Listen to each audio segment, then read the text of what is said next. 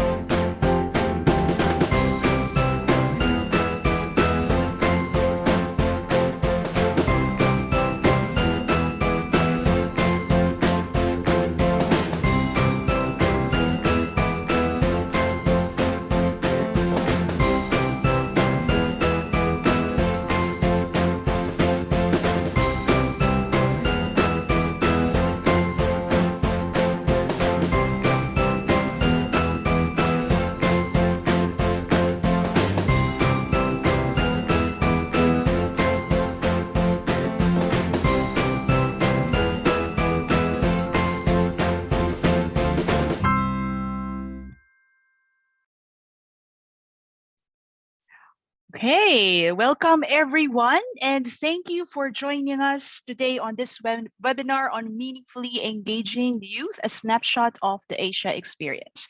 My name is Grace Gayoso, and I'm the Asia Regional Knowledge Management Officer for the Knowledge Success Project. It is a USAID funded project, and it's the only global project that has laser focus on knowledge management for family planning and reproductive health program. So thank you for typing in the chat box your name and where you are joining from, and lots of people coming in, not only from Asia, but also from other continents. So it's a good morning, good afternoon, good evening to all of you who are right now here with us in the webinar.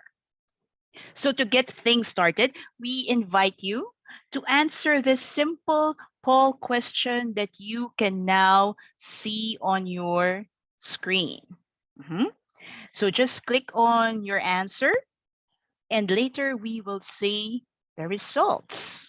Mhm. So just, answer that quick poll question, and in a while we will see the results of the survey. Okay. Please do vote. Keep those votes coming in. It's a simple question. Have you partnered with youth in your country to create and implement family planning and reproductive health programs and services? You think it's a yes? It's an integral part of your work? Sometimes I would like to do it more often, or not yet. Okay? There's no right or wrong answer. Okay? That's why we are here in the webinar right now. Okay. So are the votes in?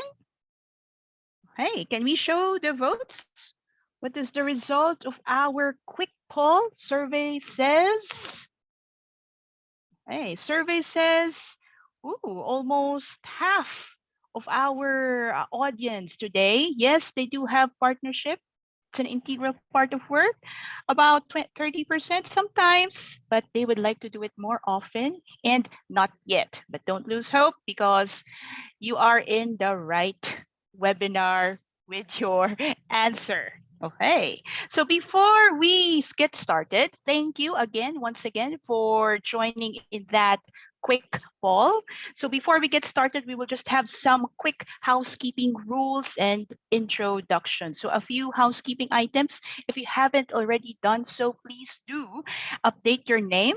You change your Zoom name, and these will help with conversations later on. And if you are not speaking, please do mute your microphone.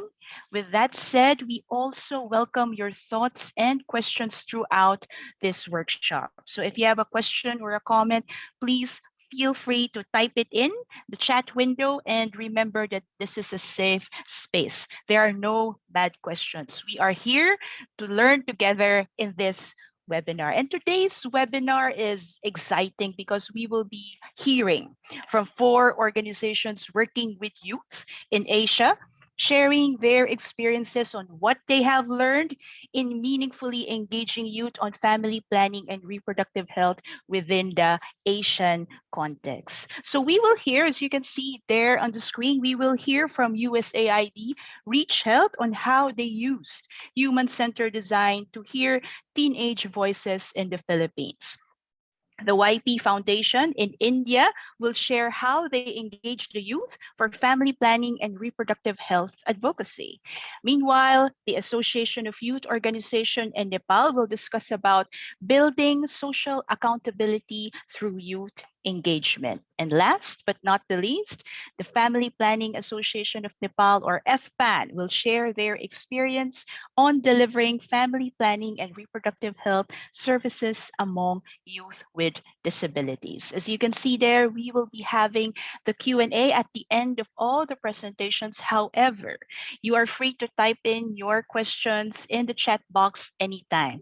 So we will be collating all the questions coming through the chat box, and we will ask these to our speakers during the Q&A session. So just some quick introductions before we start our webinar. So I would just like to say thank you in advance, okay, for this team. Our Zoom support, we have Pranav Rajbandari, Anne Ballard Sarah, Brittany Getch, and Cosette Bauchi, who will be behind the scenes in helping making this webinar possible. And also, of course, myself, once again, my name is Grace Gayoso. I'll be the moderator for today, and I'm currently the Asia Regional Knowledge Management Officer for the Knowledge Success Project.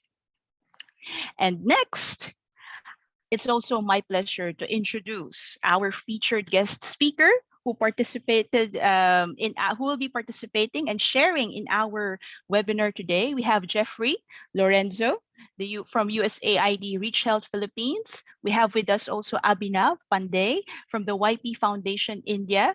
We also have Kewal Shrestha from the Association of Youth Organizations in Nepal, and Anu Bista from the Family Planning Association of Nepal. All right. So as a start, we have a question for you.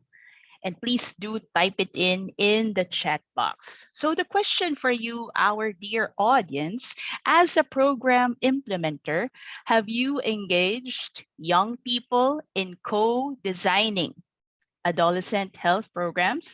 If yes, how did it go?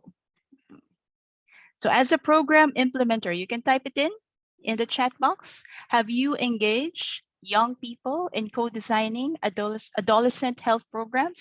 So how did it go? While you're typing it in the chat box, okay, I'll be introducing first.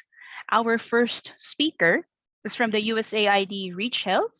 And Reach Health is a 5-year USAID project which aims to strengthen and improve access to critical health services for Filipino families by reducing unmet needs for family planning services and decreasing teen pregnancy rate in the Philippines. So the project works to reach disadvantaged women, adolescents, and traditionally underserved population with these services. But before I introduce our speaker, I'm going to look at some of your answers. Your answers, yes, it went really great. Okay, lots of innovative ideas. Ooh, a huge success. That's good to know. Okay, a successful endeavor to ownership and sustainability. All right. So some of you have experiences with co-designing with youth. And to discuss more about using human-centered design for adolescent health programs, let us welcome USAID Reach Health Program Officer on Social Behavior Change and Gender, Jeffrey Lorenzo. Jeffrey? Thank you very much, Gayo, and good morning, good afternoon, good evening to everyone.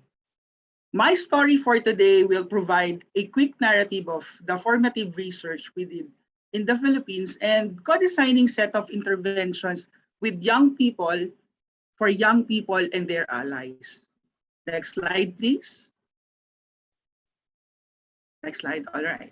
So in 2019, USAID Reach Health utilized human-centered design, or what we call HCD. This is a creative approach in developing tailored solution through a process of participation, co-creation with stakeholders and users. And in this case, we directly engage youth-serving organizations with, of course, active adolescent networks like YPeer Pilipinas and the Family Planning Organization of the Philippines in collectively answering these questions. How might we reduce teen pregnancy in the Philippines? As you can see in my slide, we talk to teens. They shared their personal experiences and opinions about teen pregnancy. Here, we were able to conduct 2 workshops with them and did immersion days in 4 key cities in the Philippines, in Manila, in Cavite, in Iloilo, and Davao. And then our design team also employed projective and interactive techniques like persona development, storyboarding, vignettes, and gallery walks to keep, of course, the adolescent engaged and for them to openly share even sensitive topics. And with these activities, it resulted to interacting with, guess what, 213 individuals across 16 audience group, including out-of-school youth, in-school youth, gang members, cohabiting teens, residents of crisis intervention units, even teen parents, working teens, and indigenous groups. And of course, we did it with allies. These are the adults, parents, teachers, religious leaders, to name a few. With this, we learned a lot from the lens of young people and, of course, the other stakeholders. Next slide, please. All right. So in this slide, these are some of the faces of people we met and where the stories from the workshop and immersion days came from. And after that, our design team synthesized and reflected on the information we gathered.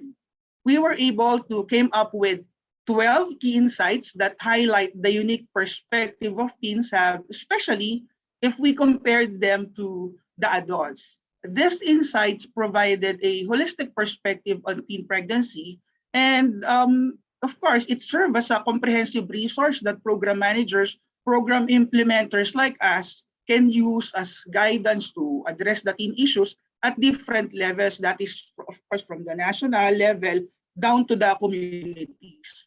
We also learned that people working on AYSRH also need to invest more in preventing the first pregnancy or the first birth and not just rapid repeat pregnancy. Next slide, please. Next slide.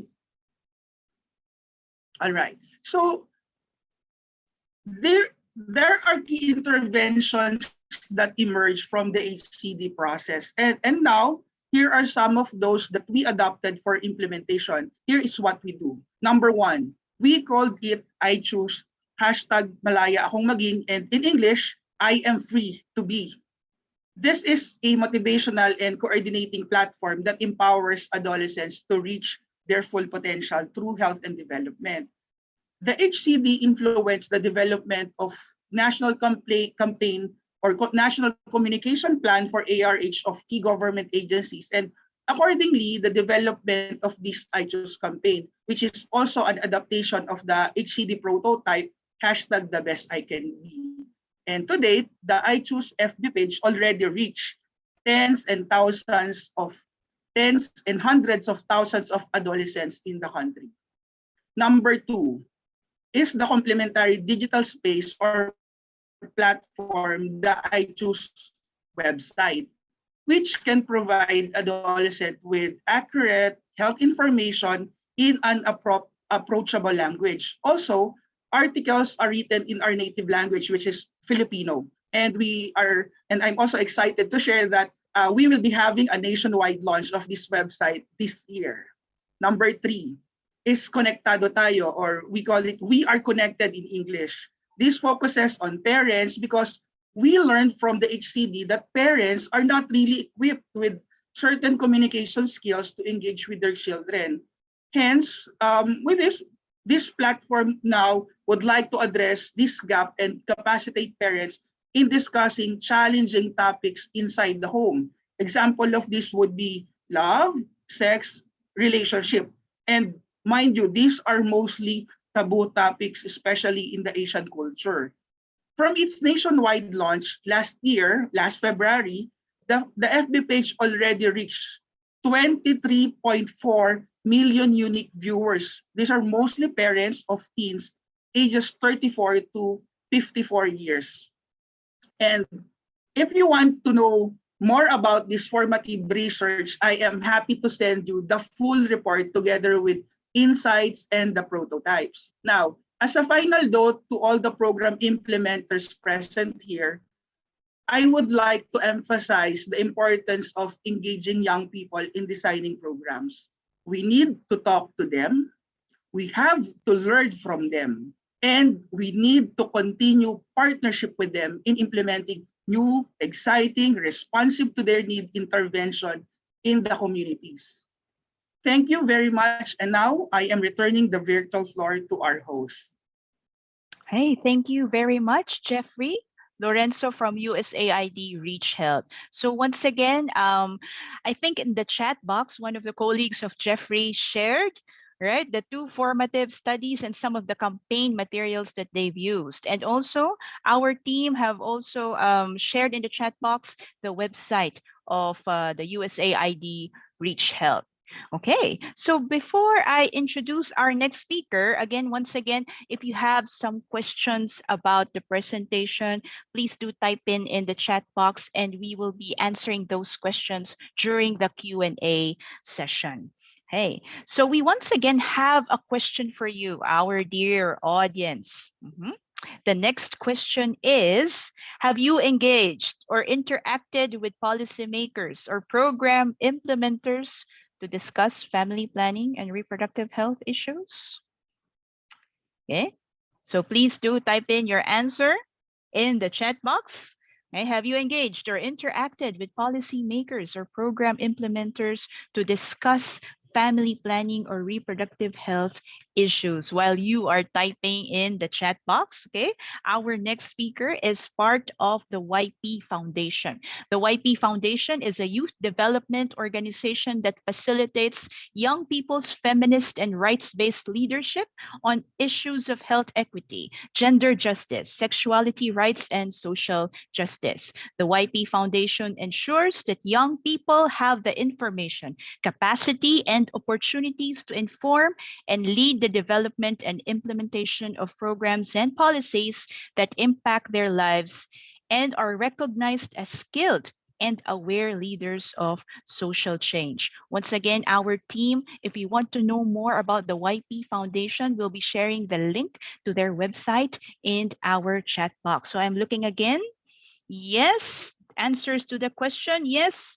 Ooh, many people have done it all the time. Some even said all the time. Okay, that's good to know. So to share their experience in engaging youth for family planning and reproductive health advocacy, let us welcome the coordinator within the policy working group of the YP Foundation, Abhinav Pandey. Abhinav? Thank you so much, Gayo. A very good morning, good afternoon, and good evening to one and all who have joined today from different time zones across the globe. So as the Gayo also mentioned about our organization, the organization's focus has always been to empower young people by increasing their access to information, services, and leadership opportunities thereby enabling them to understand and also realize their rights. So there are different programs at YP that adopt different strategies to empower young people. May I have the next slide, please? Yeah, so you can see different thematic focus areas of the organization, but here I will be highlighting one particular aspect of thematic focus, that is the meaningful youth engagement and youth focused policies and program development. Now, keeping the intersectionality as one of our core value, we, along with young people, also engage meaningfully with LGBTQ community, persons with disabilities, young people in schools, colleges, adolescent girls, and youth from the indigenous and hyperlocal communities. We next slide, please. Yeah, so we all must have come across the phrase that youth are the leaders of tomorrow. We believe they should be the leaders of today. Although there are a lot of platforms and forums where young people get a seat to amplify the voices of youth, but do their voices really count? Often the representations are tokenistic and superficial. There is still a huge gap between what young people actually wants to convey to the policymakers and what policymakers understand. So as you can see from the slide, sexual rights is often misunderstood as only the access to contraception. However, it is more than that. It includes freedom, equity, integrity, dignity, privacy of the people who are accessing the contraceptive services. When we talk about the agency, it does not only refers to delaying pregnancy till 20 years of age, but it also means empowering the young people and youth to make safe and informed choices about their sexual and reproductive health and lives through increasing their sexual agency as the central component to all the SRHR programs.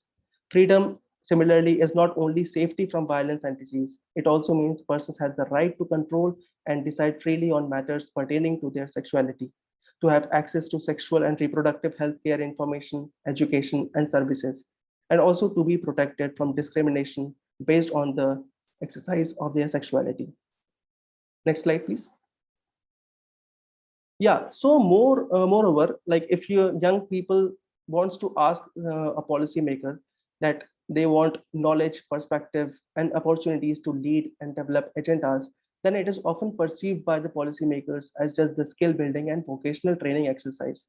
However, to bridge this gap and set up a linkage between young people and policymakers, especially with reference to the youth-focused health programs, YP Foundation, with guided support from the Ministry of Health and Family Welfare, initiated the process to establish a cohort of enthusiastic adolescent and young people as a policy working group.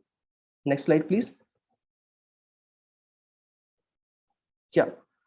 So this is the steps network that I'm coordinating at the organization. It is basically the policy working group who are trained to directly engage with the decision makers of their community, district, and state.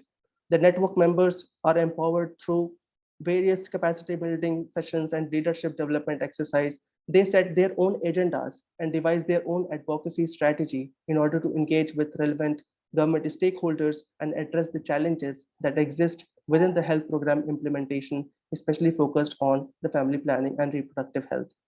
Policy working group was established as a STEPS network, and it is a pan-India network, youth-run, youth-led group of young people who are striving to foreground the meaningful youth participation at all levels, starting from the national level to the community level. Since its inception in 2018, there has been a series of consultations and convenings with the support from the ministry to review the National Adolescent Health Program at the national and subnational levels. And although there has been a lot of challenges and barriers, especially during the pandemic, where the travel restrictions were high, and even the meeting physically to the stakeholders were very difficult. So the SRH focused programs, especially for the youth, had taken a backseat for the time being during the pandemic. However, the network kept striding forward. It has collaboratively worked with the Ministry of Health and Family Welfare to review the Adolescent Health Advocacy Toolkit. The members have represented and they continue to represent the network in various advocacy platforms like IAWG, APFSD, SIAN Network, etc., and participate in events organized by other development organizations across the country and the region. Recently, the youngest member of our STEPS network has been invited to give a welcome address at the APFSD conference that has completed recently. Now, currently, we are in the process of identifying avenues for the meaningful adolescent youth engagement in the policy implementation framework. And one of the key objectives of the network is also to establish a mandated and institutionalized space in the policy structures where young people can avail that platform and directly engage meaningfully with the policymakers to address the challenges that may arise in the health program implementation related to family planning and reproductive health. So thank you so much once again. I would be happy to answer any questions that may arise during the course of webinar. Yeah, you may also reach out to our website and also to me for any follow-up questions that you have. Thank you so much. Over to Gayo. Thank you, Abhinav Pandey from the YP Foundation. Again, if you want to know more about YP Foundation, we have shared their website, the website link in the chat box. And also, if you have questions about engaging youth for family planning and reproductive health advocacy, please do type in the chat box and we'll answer that after all the presentations have ended. So for our next topic, we want to know something from you again, our dear audience. Our question for you: based on your experience, what are the different ways young people are involved in building social accountability in their communities? Building social accountability in their communities. So you can reflect on these questions and then you can type in your answers in the chat box. And while you are typing it in, I'll be introducing our next speaker. Our next speaker is part of the Association of Youth Organizations in Nepal, or ION. And ION is a nonprofit network organization of 92 youth-led CSOs that mainly work in advocacy. Their work focuses on providing a common platform for cooperation and joint actions between youth organizations in Nepal for collaborative actions for youth programs and policies. ION has been working on participation of diverse youth on various issues such as adolescent sexual and reproductive health, youth employment, climate change, disaster risk reduction, civic engagement, and voter education, among many others, over 15 years since its establishment. So to share about building social accountability through youth engagement, let us welcome ION's program manager, Kewal Shrestha. Kewal?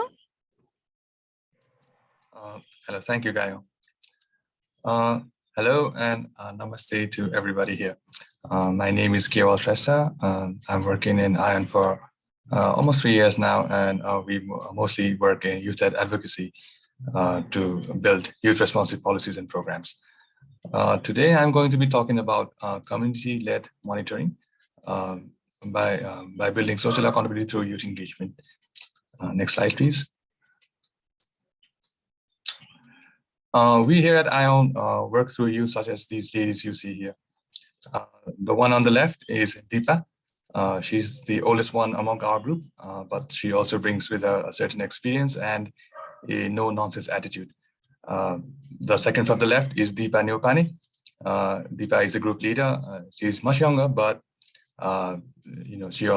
she brings with her a very, very active, take no for an answer kind of personality. Deepa here, the one I talked about previously, was married at the age of 14. She knows well what that kind of responsibility and limitations brings towards a person's ambition. It's also what inspires her to make sure that no other girls have been forced such responsibility at such a young age. Santi in the middle here, she's been very active in gender responsive public programs from a very young age from her school. And she's been active in community level and health posts to make sure that females have access to proper health services. The two on the right are Jasuda and Sunita. They're much younger and more subdued in nature, but equally more passionate about gender-friendly programs at the community. Next slide, please. Youth such as these are the ones who we mainly mobilize. They have innate inspirations, aspirations to work for their community, and we mobilize them through our programs in their community. The picture you see here is of an interface meeting through our community scorecard program, where they're talking to their ward stakeholders, police, school representatives regarding mental health, gender-based violence, human trafficking, and various such issues. Next slide, please. Through our CAC, which I'll be talking about in a bit, we've also pushed the ward representatives into talking more about gender equality and how they can incorporate that into our policies and programs. Next slide, please. We also bring those issues that are being talked about in the community at a federal level, so that those issues are addressed at a more federal policy level. This is one of those representatives. Our ines representatives who are in the process of making their voices heard in a federal context. Next slide, please. Okay, so to go into more specifics, some of you may already be familiar with the processes of community scorecard. It is one of the social accountability tools that we use to evaluate how responsive public services are. In terms of the whole process, it's formulaic, and if you just do a bit of research on your own, you could probably have a general understanding of how the processes work. But what we stand out in the process is through our youth groups. As you see in the first step of the process, we make sure that our group are inclusive. Sunita and Deepa and Jasuda and Sandhya, they're part of a 15 group members. Out of the 15 groups, 14 are female. So it's mostly female led. So we are very proud of that. So if we are talking about gender issues, we push the people who are at the primary forefront of those issues. We then train those youth groups in the use of community scorecard, in the concept of gender equality, and we also refer to the SDG national goals and targets that have been established. We also talk to the duty bearers, those ward representatives regarding gender equality and their roles and responsibilities under the commitment made by the country in SDGs. We then build consensus on the metrics for measurement of the indicators that have been listed out in the community scorecard. And we then use a community scorecard to measure how responsive, gender responsive or youth responsive public services are. Next slide, please. So in that monitoring process, what we do is there are 3 steps. First, the duty bearers evaluate their own services. They are the service providers, so they evaluate their own performance, as to say. The service seekers, who are the main beneficiaries of those services, they then evaluate the public services that are being provided by the service provider. So the service seekers do it in the second phase. In the third stage, both of them sit together and validate the scores of the 2 meetings. Based on those scores, an action plan is formed, and a certain period of certain community level interventions are carried out. Our youth groups, what they do is they make sure that the promises made through the community scorecard, through their action plans are implemented, and they carry out regular monitoring visits to ensure that things that were brought in the community scorecard are being talked about and are being implemented in public programs and budgets. Next slide, please. So here's some of the outcomes that we've achieved through the youth leaders that we have mobilized through our programs. School management committees have established gender-friendly toilets and access to sanitary products in their schools. The district police have, put in place stricter measures to stop human trafficking and gender-based violence. We've also held meetings with private sectors and labor unions to make sure that the wage gap between male and female labor workers are reduced significantly. We've also held programs with ward representatives to make sure that harmful practices such as child marriages and menstrual segregation are not as prevalent. Even though Nepalese law has made these kinds of practices illegal, they're widely practiced in the rural areas of Nepal. So we make sure that the ward representatives are aware of these issues, as well as our youth leaders. They are mobilized in the fields to make sure that these kinds of things does not happen. Next slide, please. So here are a few learning points for us as youth workers that we think are useful to program implementers. I think civil society as a whole is very dependent on resources and finances. In our terms, we've also experienced such limitations because as long as there are resources, we have people to mobilize. But the spirit of volunteerism that was initially the foundations of civil society organizations is slowly fading. So I think we need to revive that a bit. We also need to make sure that we establish local mentorship at the community itself.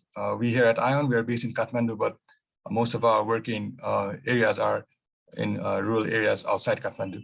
So we don't have a dedicated mentor in the field where we work. So it's essential that we have local mentorship at the local community who are well-versed in all of the things that we do, about the principles that we work on, and how all of the processes regarding building accountability in public services.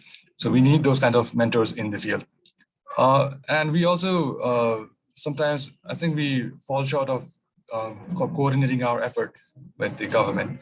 The local government in Nepal have their own local level planning processes and their own calendar on how they budget programs and prioritize programs. So it's essential that we be in sync with those government planning processes to make sure that our interventions are aligned with government plans and policies, so that our issues are, addressed immediately in the upcoming budget and programs. We kind of fall short on these things, so I think I thought it would be important to point this out as well. Next slide, please. So that'll be all of the things that I wanted to say. Thank you all for listening. Okay, so thank you again, Kewal Shrestha from ION. So all about community-led monitoring, but through youth engagement. So I just want to also share with you some of the comments coming in from the chat box. So Lillian saying that looking at success from the perspective of youth, and also from Janet Tool, engaging youth in the design phase.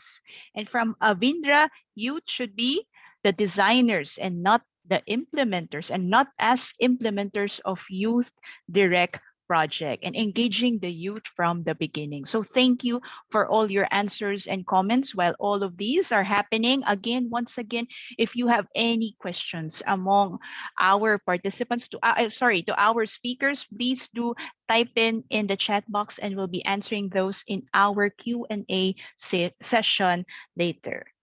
So now let me ask you, another question. What are some important considerations for programs that seek to provide disability-friendly SRH services?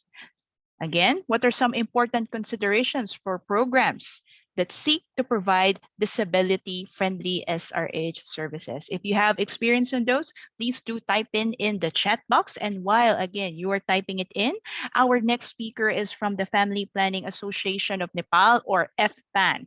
Established in 1959, FPAN is a member association of the International Planned Parenthood Federation, or IPPF, and a major partner of the government of Nepal's National Family Program, contributing larger number of all FP services in Nepal annually for almost 63 years.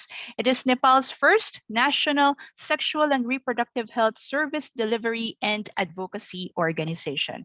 FPAN works across 37 districts to provide critical health services to poor, marginalized, socially excluded, and underserved communities, including sex workers, people living with HIV, LGBTI people, injecting drug users, men who have sex with men, migrant workers, and survivors of gender-based violence. So to share about family planning and reproductive health delivery among youth with disabilities, let us welcome FPAN's Manager for Youth and Comprehensive Sexuality Education, Anu Pista. Anu? Hello and namaste everyone. So, is I am audible, Gail? Yes, you are, Anu. Yes. I'm glad to share our work and learnings on service delivery among youth and disabilities, and FPN in collaboration with the Family Federation of Finland. which is also called the Vastilito, has been implementing a pilot project since 2019, and this is also our very first experience to work directly with this special group. And yes, next slide. So here, what I want to show is the prevalence rate of Nepal as per the census 2011, which shows that of the total population, we have the 2% of the prevalence rate of a person with disabilities, which seems to be higher at the rural part of Nepal. So this may be the fact that our rural part lacks fully equipped health facilities, lack of awareness, and poor practice of visiting health facilities until it gets worse. So this might be one of the reason that we could see that the rural part of Nepal has the higher proportion of this disability. Then next slide, please. So here, what we want to show is we are very much privileged to serve sexual and reproductive health services over the last 63 years in Nepal through our different service delivery points. Initially, it has the limited service delivery points, and gradually, based on the need and demand of the community, it has extended its services. And currently, we have been providing the services through our static clinic, mobile clinic, associated clinic, and community-based distributors. The static clinic this is fixed in one place, and the static clinic has two basic part, that is family health clinic, and which is led by the doctor based clinic, and the community clinic, which is based on the paramedics or the staff nurses. And we only have the lab services in the family health clinic, and we do not have this in the community clinic. So any cases that needs further like specialized care or the lab services, that is referred to the family health clinic. And the mobile clinic, it is already known that it is mobile based on the demand of the community and the request from the government also. And we have the associated clinics. This is the associated clinic is owned by local CSOs, and FPAN provide the technical and logistic support to these associated clinics.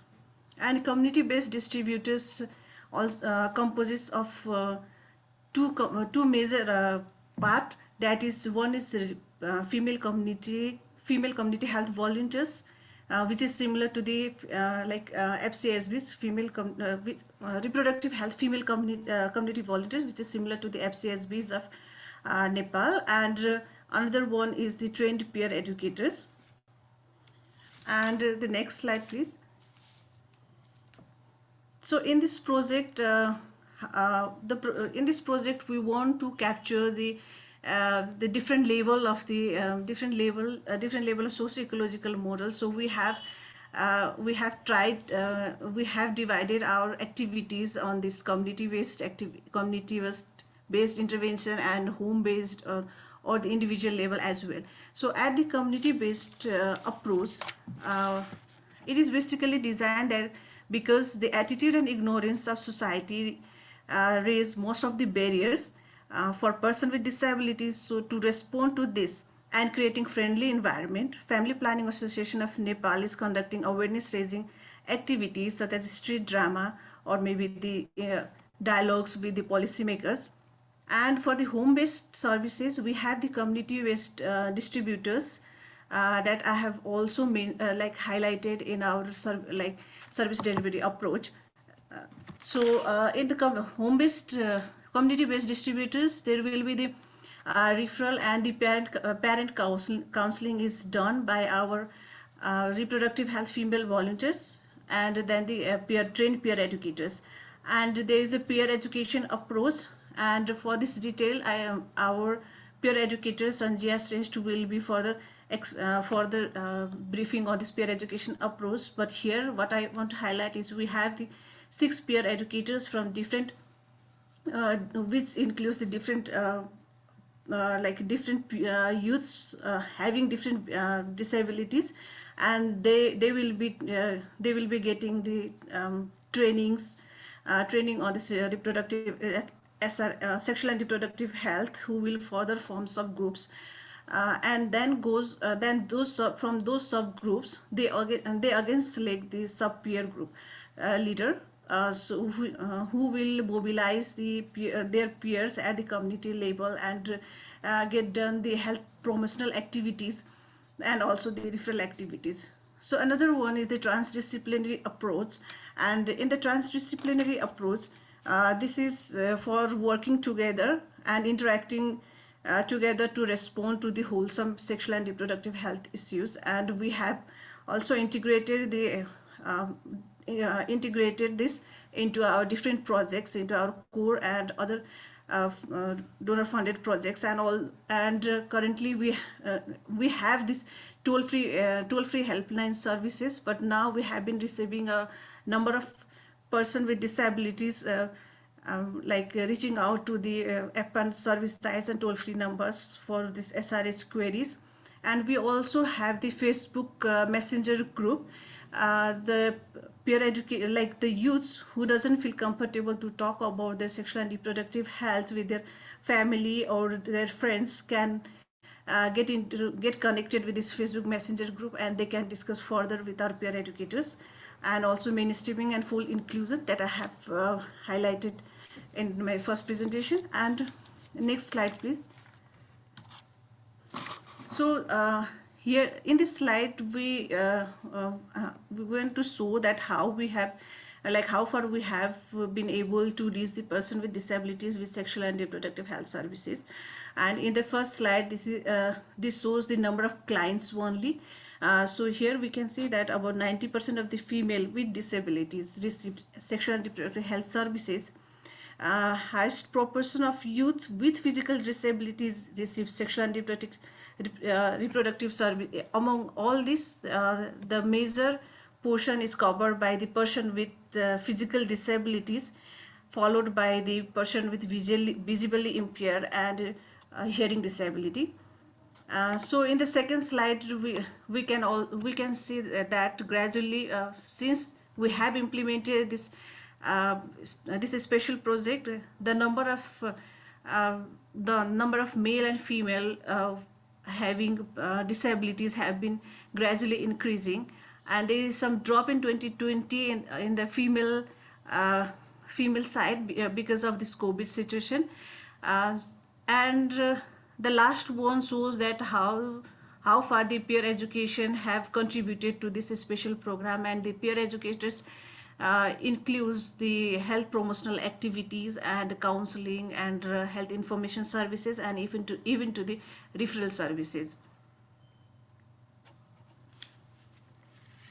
Yes, and here factors to consider in choosing the service delivery model. We have some of the things to consider for designing the service delivery model. That is like age, geography, like different ages have the different age has different sexual and reproductive SRH needs, so they should not be put into the same basket, and then integrate into the one wholesome program. And then geography should also be considered, because the accessibility to the services and the availability of the health facilities, their capacity, and the type and degree of disability, as there are the different types of disability. In Nepal, it is divided as 10 different types of disability and three degree of disability. So this should also be considered while designing the service model. Resources should be considered. Community and family support is the very crucial one, and then the cultural beliefs that they have around this person with disabilities seeking the sexual and reproductive health services. Yes, the next one. So here's the Sanjaya Shrestha. I would like to pass the mic to the Sanjaya to share her experience in a very short, within a short time, and she herself is visibly impaired. Sanjaya, over to you. Yes, thank you so much, ma'am.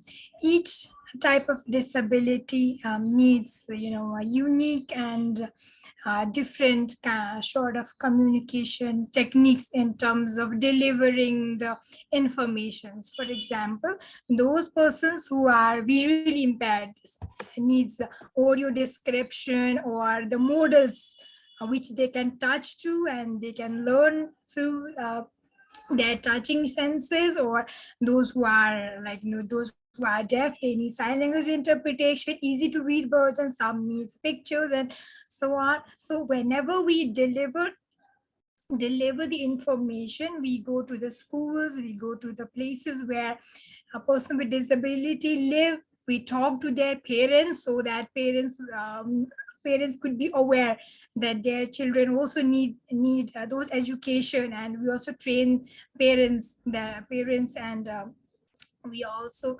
sensitize other communities so that they would community to reduce stigma that are attached to sexuality of persons with disabilities.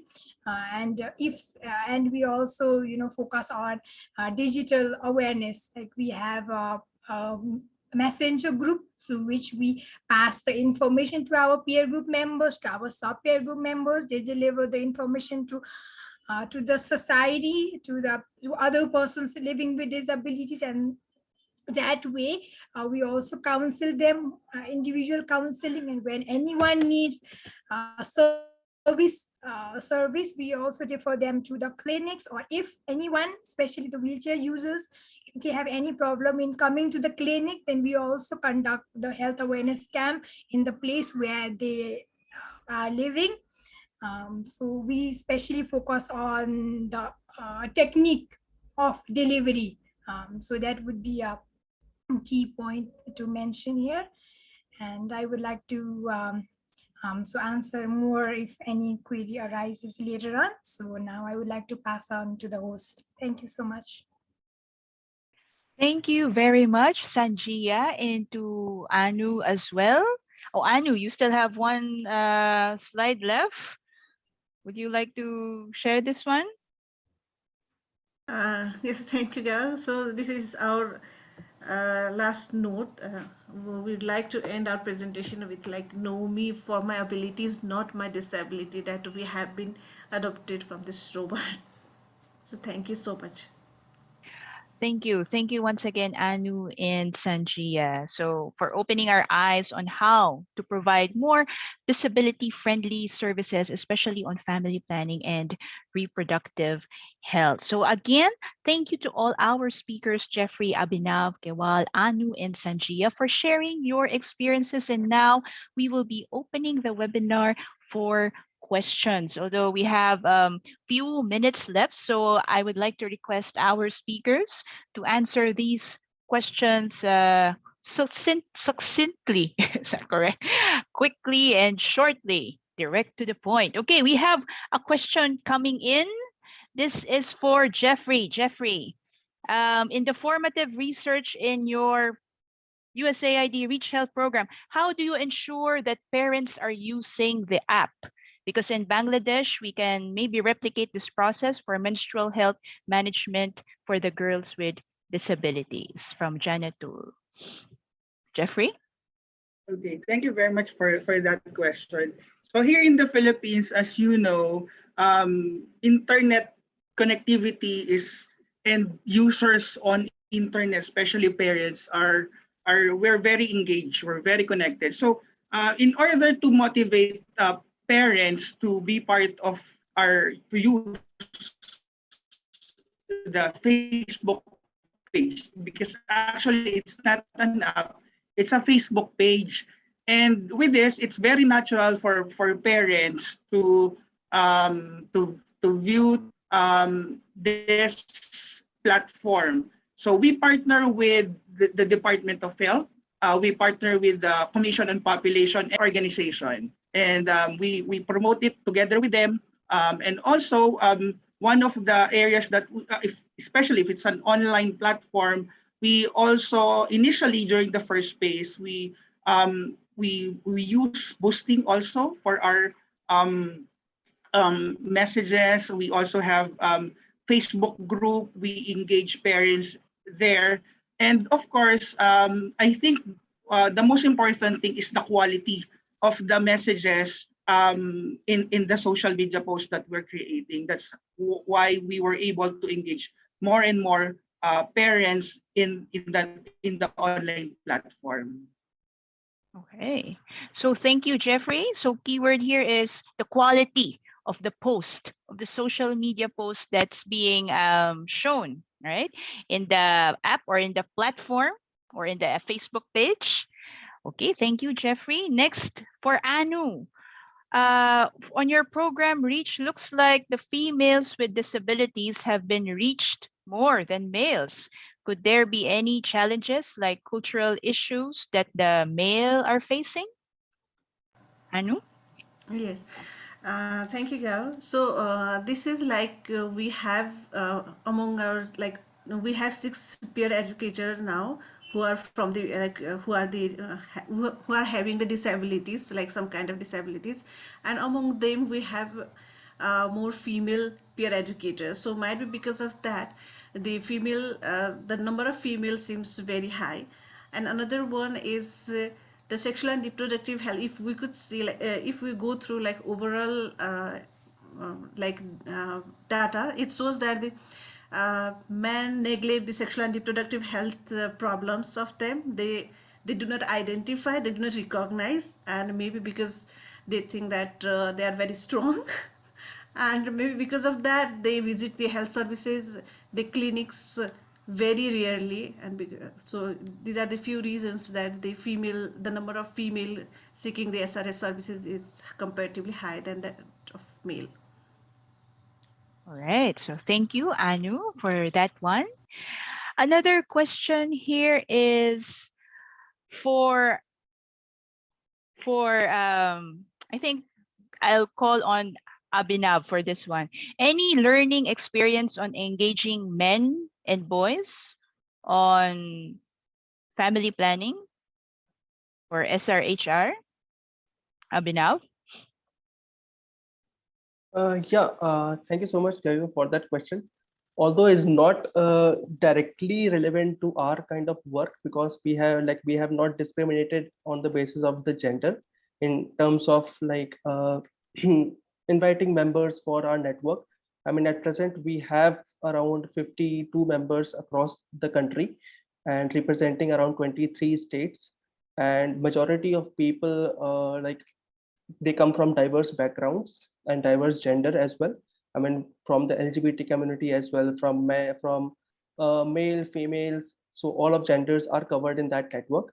And one of the experience that I would like to share in terms of like engaging with men, it's basically like while engaging with men for family planning and reproductive health advocacy, it's very important to uh, like engage with them in terms of there should be some social behavior change that has to be implemented, like social behavior change activity that has to be implemented in the community as well, to engage more men. As we also know that in the family planning basket, there's a the basket of choice is more for females, and also the community interventions, the family planning health program implementation is more focused towards the women.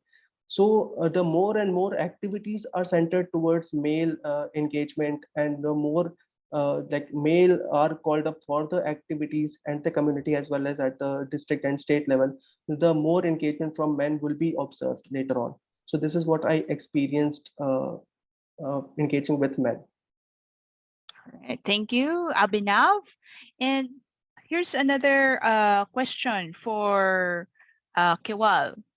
What would you say to organizations that have realized they may not have been successful in engaging or partnering with youth?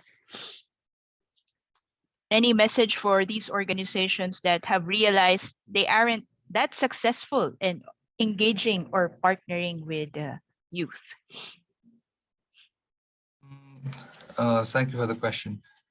I think the message would be along the lines of I just want to go back to one of the individuals who wrote in the chat that youth should be incorporated in design planning and not just implementation. I think that is very true. In terms of Nepal, you cannot ignore the youth. I mean, we are over 40% of the population. I mean, that's a significant demographic in it as well.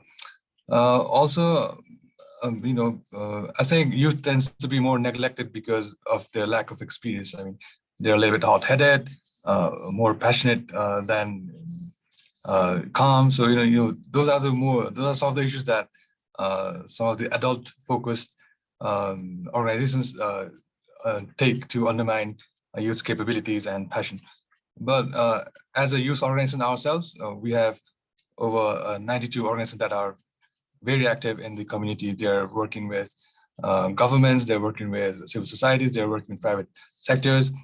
I think the burden of responsibility also falls towards youth to take that initiative to prove that they're capable. But in terms of perspective, I think the undermining factor is that their lack of experience as such. We have more success engaging youth groups of older categories, like if let's say youth between 25 to 30 years of age are easily engaged, but the younger ones are easily undermined as well. So I guess I would like to suggest that all organizations, they should not alienate a significant population of their user groups or the demographic. In Nepal, we are slowly building towards that. We've worked very hard to formulate our own ministry, our own policies, and it's slowly getting addressed. So let's keep an open mind, I guess. Okay, thank you, Kiwal. So just to summarize, include the youth always in the design, not only in the implementation stage. And also don't single out one population only of the youth, because youth is like, there's a big range on youth population. So be inclusive, not a certain only part of the youth population. So once again, thank you to our speakers for sharing their experiences on meaningfully engaging youth in Asia. And thank you to our audience for being with us and actively interacting through questions and your comments and your suggestions on the feed and your feedback as well. And you will be receiving the recording and also all of the contacts of our speakers if you have more questions for them. And please do visit or subscribe to our website, knowledgesuccess.org. And you can also reach out to me, Grace Gayoso, or Gayo at gayoso.grace@knowledgesuccess.org. So thank you once again to everyone, to our speakers, and continue to work with the youth. Thank you very much.